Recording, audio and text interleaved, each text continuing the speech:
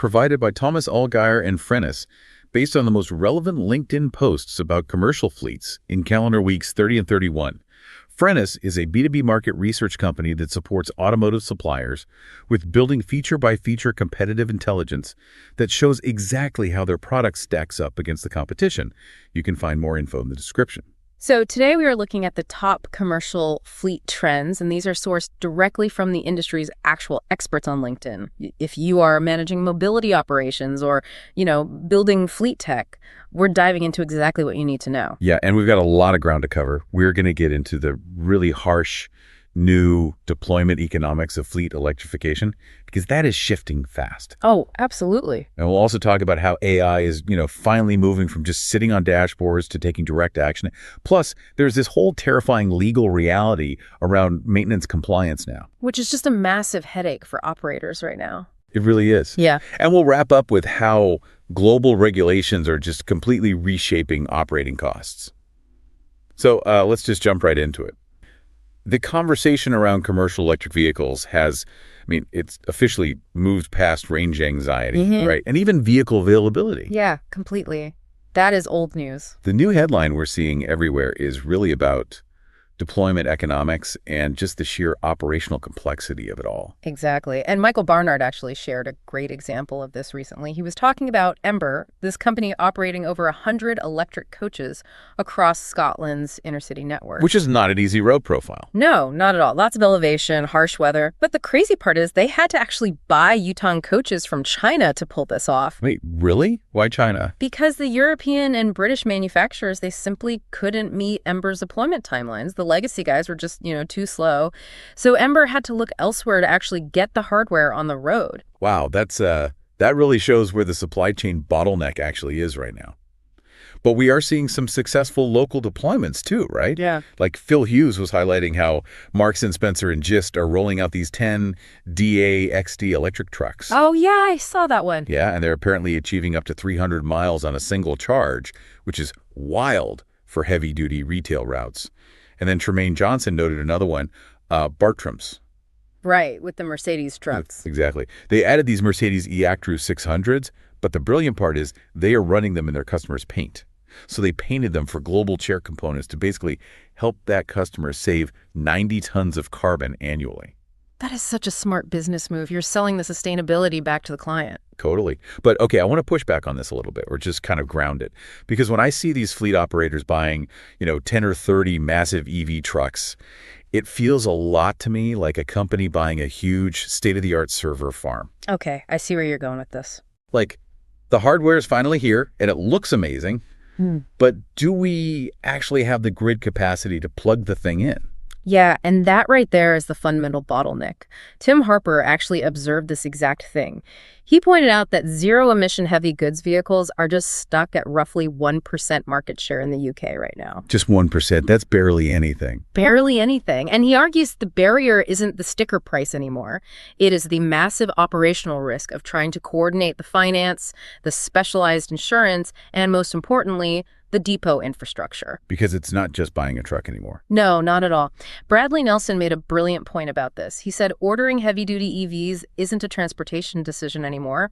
It is quite literally a multi-megawatt grid interconnection request. Oh, man. That puts it perfectly. Right. You aren't just calling a dealer. You're fundamentally altering the power grid. And utilities measure their timelines in years, while fleets measure theirs in months. So they just clash entirely. But some folks are finding ways around the utility bottlenecks. Like, Johan Olsen shared this really creative solution from a company called Elify. What did they do? So they built this charging platform that coordinates solar power and 4 Mercedes e-Actros trucks at Beko Südwest. And it does it all in real time. Oh, like dynamic load balancing. Exactly. It prevents the depot from overloading its single shared grid connection. It just shifts the power around smartly so they don't trip the main breaker while waiting for the utility to upgrade their lines. See, that is exactly why the operational complexity of running fleets has just skyrocketed. Operators are desperately relying on data to manage this chaos. But, and this is a big transition we're seeing, the era of the passive dashboard is totally dead. Just having 50 tabs open doesn't help anyone. No, it's worse than useless. Jesse Landry brought this up. He noted that a company called ProAction just raised $4.2 million. And their whole focus is building AI-native software that moves fleets away from reactive tracking and into proactive execution. Moving from alerts to actual execution. That's huge. It is. Matt Himmelfarb highlighted a great example with Vinley's Valona Agentic AI. It doesn't just show you a chart of data, it actively flags actionable tasks. So it will say, recommend reassigning this specific vehicle because it lost $3,200 to idle time. Wow, so it actually gives you the financial impact and the next step. Exactly. It does the thinking for you. That's incredible. And by the way, for you listening, if you want to make sure you catch future deep dives where we cover these kinds of AI developments, take a second to just hit subscribe on your podcast player. Yeah, definitely do that. But, to give a grounded reality check here, Dr. Michael Seuss pointed out that the AI that is actually earning trust right now in fleets is mostly read-only. What does he mean by read-only in this context? Well, it essentially spends time learning what normal looks like for your specific operation, and then it just flags anomalies. Like if a delivery van is driving 100 kilometers per hour toward a border at midnight when it shouldn't be. Oh, I see. So it's catching things a human would definitely miss in real time. Right. And Taner Uzcan reinforced this idea. He said telematics only has value if it actually changes a maintenance decision. Okay, yeah. That makes a lot of sense. Because if you think about it, passive telematics is really just like a check engine light. A dashboard full of alerts is just a very expensive check engine light if nobody in the shop actually picks up a wrench. That is a great way to put it. It's the human execution that actually saves the money. And to help those humans execute, we're finally seeing these legacy data silos breaking down, right? Mary Akhavan posted about RoadFlex Direct, which is this open API that basically lets fleets pull fuel card data straight into their own systems. Oh, nice. So no more manual entry or downloading spreadsheets? Exactly. It bypasses all that administrative friction. And J.C. Van Heerden noted something similar happening in Southern Africa. Estra is unifying telematics, fuel, and financial data across their entire ecosystem. Which is incredibly powerful for efficiency, but, and this is the dark side of having all that perfect data, it creates a massive new legal and operational burden. Right, the liability aspect. Because if your systems tell you something is broken or a driver is fatigued, you are fully liable if you don't act on it immediately. Because you can't say you didn't know. The system logged it. Exactly. Aaron Lilich and Samuel Elkins both talked about this.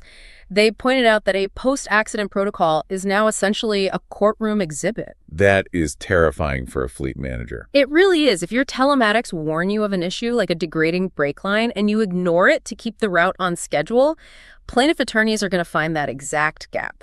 So compliance isn't just about having a process binder on a shelf anymore. No, it's about documented proof that you acted. Proof over process. But the flip side is that closing those data gaps can also save a ton of money. Jackson McKinney shared this really cool example where Fleetio helped a fleet tighten up their repair approvals. Just by integrating the data, they rejected 16% of unnecessary service items. Wow, 16%. That adds up fast. Yeah, they saved $13,000 on a single repair, just because they finally had visibility into what was actually needed. And Adikesh Bhupalam noted a similar thing. A home service fleet just connected their internal system to a local repair shop's API, and suddenly it revealed 25 overdue maintenance items that were completely hidden before. It's just wild how much waste is hidden in those blind spots. And it's not just maintenance, it's human safety, too. Bella Santos shared a video telematics trial that had some insane results. Oh, the one tracking driver behavior. Yeah. By just implementing the cameras and the AI, they cut mobile phone use by 92%. 92%. And fatigue events dropped by 63%. And the reason this matters so much is, well, actually, Newbill highlighted a Samba safety report recently. It showed that poor sleep is tied to a 36% higher commercial auto accident risk. Which is huge from an insurance and liability standpoint. Let me ask you a question here, because this is something I struggled to understand. Yeah. If we have sensors tracking, like literal micro expressions of driver fatigue, and we have AI tracking every single dollar of idle time, why do these fleets still have such massive low-tech operational blind spots? It's a fair question. Because Charlotte Argue shared a Geotab stat that just blew my mind.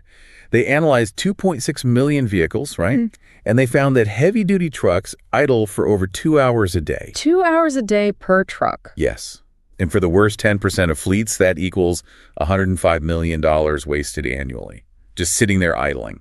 Yeah. So with all this tech, How does that still happen? Well, the reality is that fleets aren't just fighting their own internal inefficiencies. They are constantly at the mercy of external, rapidly changing regulations that honestly often lack basic operational logic. Okay, so external friction is erasing the internal gains. Exactly. You can have the best AI in the world, but if a policy disrupts you, you're stuck. Alberto Ratti shared a perfect update on this from the EU. The revised Eurovignette directive now ties heavy goods tolls directly to CO2 emissions. Okay, that sounds good in theory, right? In theory, yes. Zero-emission trucks pay zero toll until 2031. But the diesel trucks are being charged based on these old registration categories. Wait, so even if a diesel fleet makes operational improvements to lower their actual emissions, they don't get credit? Nope.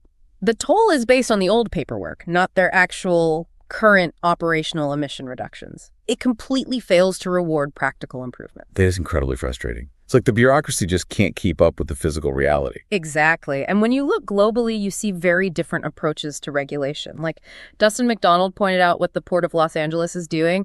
They are just throwing massive money at the problem. I saw that, like $75 million in incentives, right? Yeah, up to $300,000 per zero-emission truck. So they are heavily subsidizing it. But then contrast that with New Zealand, which James Barnes posted about.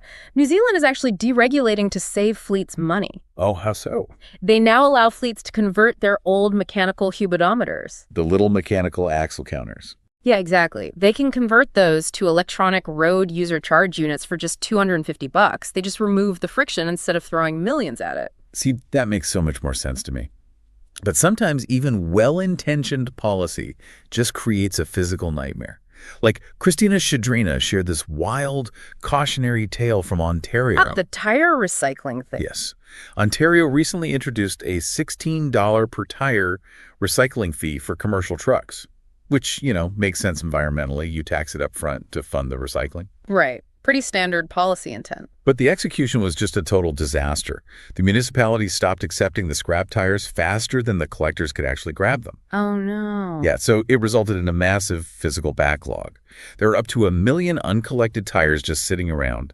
The fleets are paying the fee, taking the financial hit, but the physical infrastructure completely failed to support the mandate. And that, honestly, is the perfect summary of where the industry is at right now. Because if you think about it, there's this massive gap Between the policy and the pavement, essentially. Exactly. I mean, Nicole Shelton highlighted New York's 2050 net zero targets, which are these grand policy ambitions.